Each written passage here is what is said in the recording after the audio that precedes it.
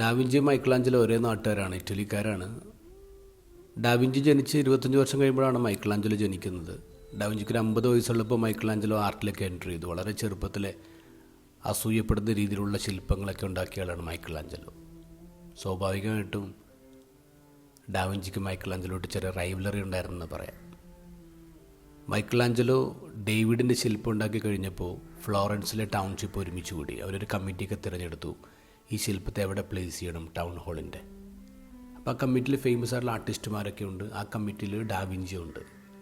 അപ്പോൾ ഭൂരിപക്ഷം അഭിപ്രായം ഈ ശില്പം മനോഹരമാണ്, ഇതിനെ ടൗൺ ഹാളിൻ്റെ എൻട്രൻസിൽ തന്നെ നമ്മൾ വെക്കണം, കാരണം എല്ലാവരും കാണണം. അപ്പോൾ അതിൽ ഡാവിഞ്ചി മാത്രമാണ് അത് ഫ്രണ്ടിൽ കൊണ്ടൊന്നും വെക്കേണ്ട കാര്യമില്ല, അത് സൈഡിൽ എവിടെയെങ്കിലും വെച്ചാൽ മതി എന്നൊരു നിർദ്ദേശം പറയുന്നത്. അപ്പോൾ ഡാവിഞ്ചിക്ക് മൈക്കിളാഞ്ചലോട് ഉണ്ടായിരുന്ന റൈവലറി അതിൻ്റെ കൃത്യമായി പ്രകടമാണ് ഈ സംഭവത്തിൽ.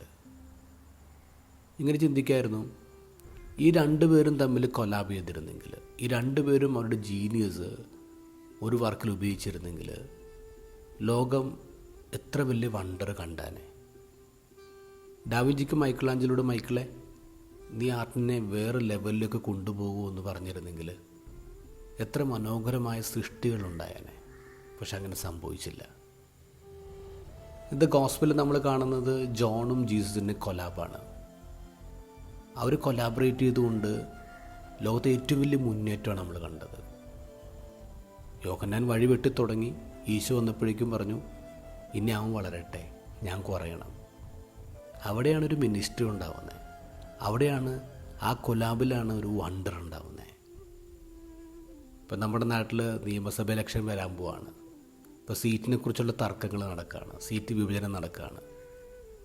കുറേ അധികം ആൾക്കാർ, പൊളിറ്റിക്സിലെ കുറേ അധികം ആൾക്കാർ നമ്മളൊക്കെ പോയി ഇനി പിള്ളേർ കയറി വരട്ടെ എന്ന് പറഞ്ഞിരുന്നെങ്കിലേ നമ്മുടെ കേരളം സൂപ്പറായനെ.